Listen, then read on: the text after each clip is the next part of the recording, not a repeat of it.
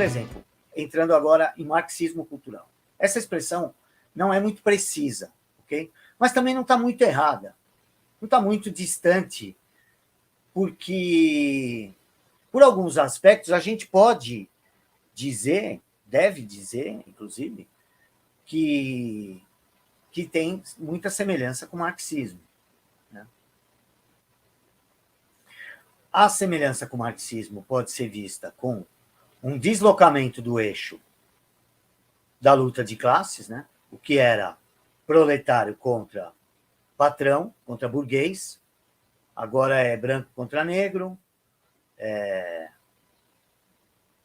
homossexual contra heterossexual, sulista contra nordestino e assim vai, né?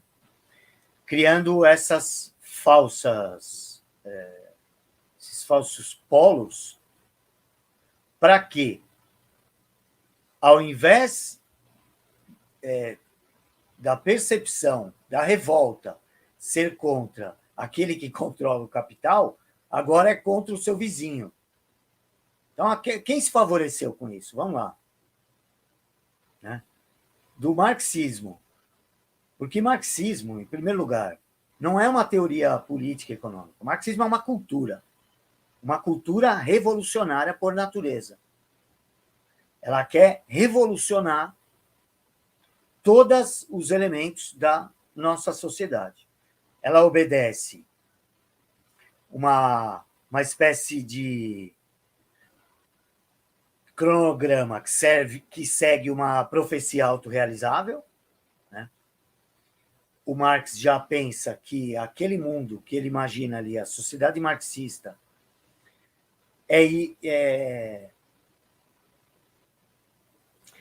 é um futuro que não tem o que fazer, vai chegar de qualquer maneira, né?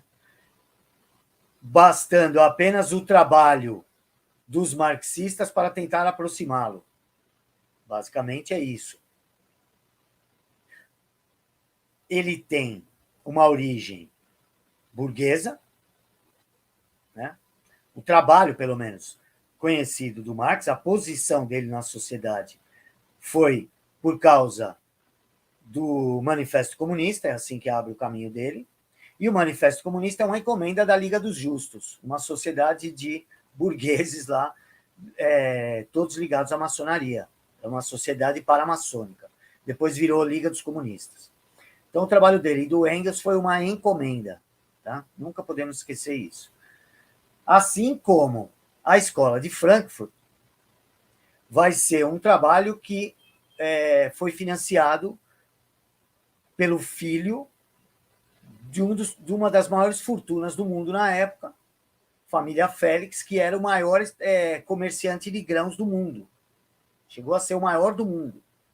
Então, era um desses bilionários de hoje, aí seria. Né? E provavelmente a família ainda deve...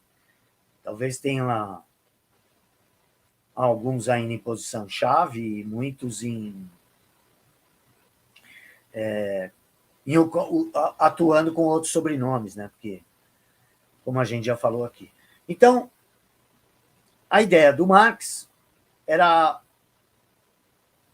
interpretar a sociedade pela luta de classes.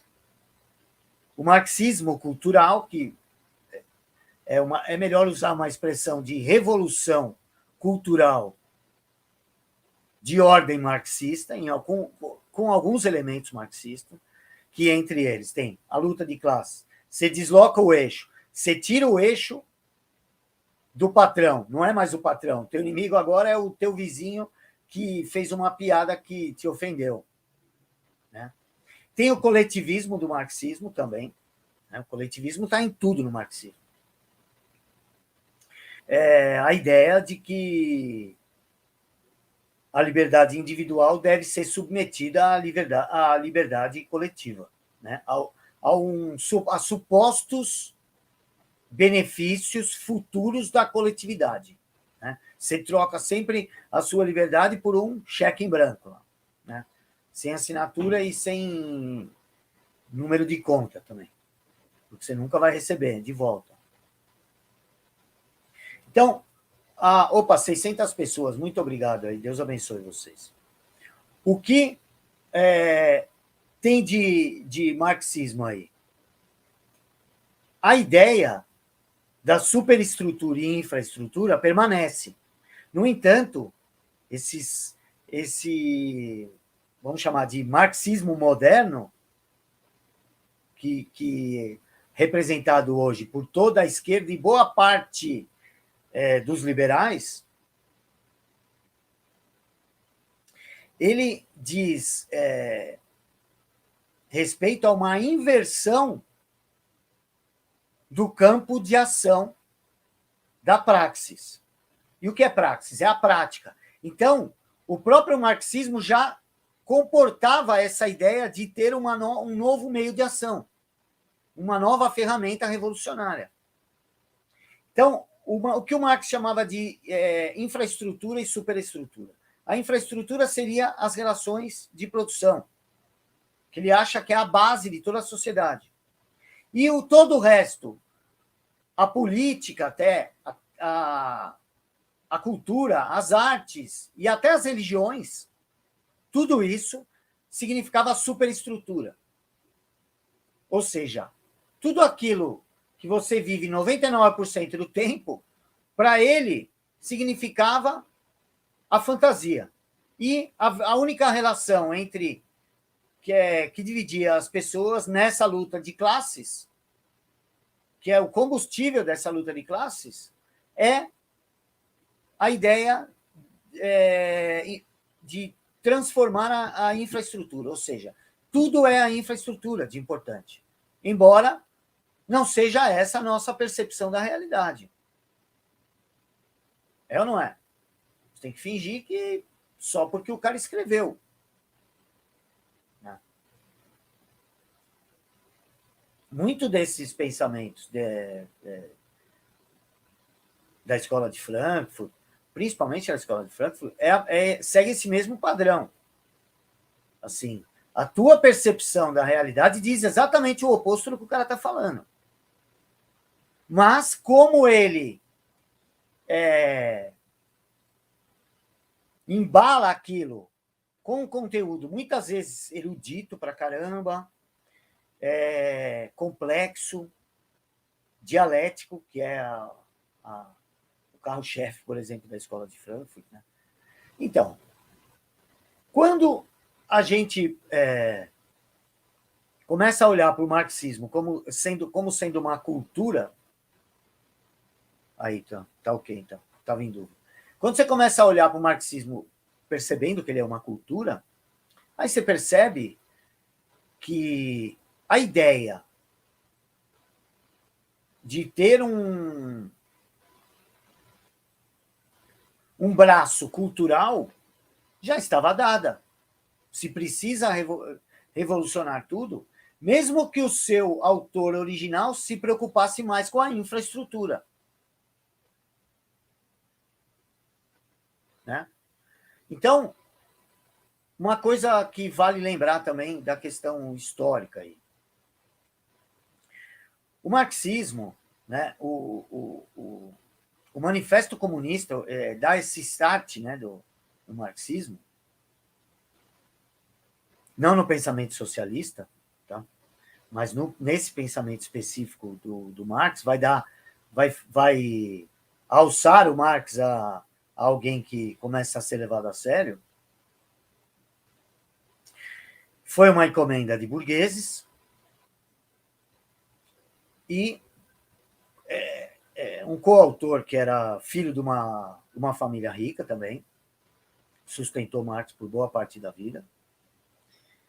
E, logo em seguida a esse lançamento, lembre bem, é lançamento como Manifesto Comunista.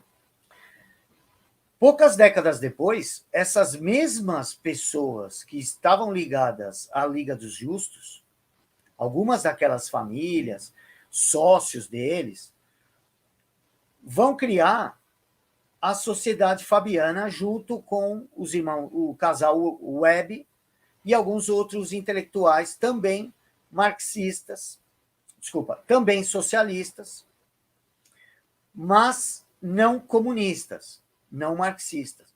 Então, por isso que eu costumo dizer que a criação da Sociedade Fabiana foi uma espécie de controle de freio, né, um freio, para poder controlar a velocidade da revolução. Porque de lá para cá surge esse método dialético, que não tem a ver com a dialética dos filósofos gregos, mas tem a ver com uma adaptação do pensamento do Hegel, que também contou com a ajuda do Marx, e que passa a ser um instrumento de manipulação. A dialética passa, então, a representar perfeitamente a língua bifurcada da serpente. Né? Então, como você controla a velocidade dessa revolução, você passa a controlar o movimento revolucionário. E você passa a fazer. Porque, como os promotores desses dois polos revolucionários são banqueiros. Os banqueiros não deram início a essas instituições, mas eles foram a fundo nisso, principalmente na sociedade fabiana, que nunca renegou o coletivismo, essa luta de classes precisava ser diluída, e, por fim, eles conseguiram, com a chegada do pensamento, mais tarde, do Antônio Gramsci, em um sentido um pouco diferente, e depois, principalmente, com a Escola de Frankfurt, que vai impor esse método dialético nas discussões filosóficas, vai promover um absurdo de um volume inacreditável de hermetismo e de embromation, entendeu? No meio de estudos muito inteligentes sobre comportamento humano, sobre comportamento social, sobre economia, e tudo isso com o intuito de formar um novo agente revolucionário e de colocar esse novo agente revolucionário como trazer como símbolo desse novo agente revolucionário tudo que for marginalizado. Então, eu já avancei aqui, mas encerrando então a questão de marxismo cultural, apesar da expressão errada, ela tem um certo significado, né? Porque aí ele passa a agir da maneira semelhante ao marxismo na política, na economia, na área cultural. Ela não é muito precisa, né? Mas, para uma ideia geral inicial, eu acho que dá para a pessoa entender mais ou menos do que se trata.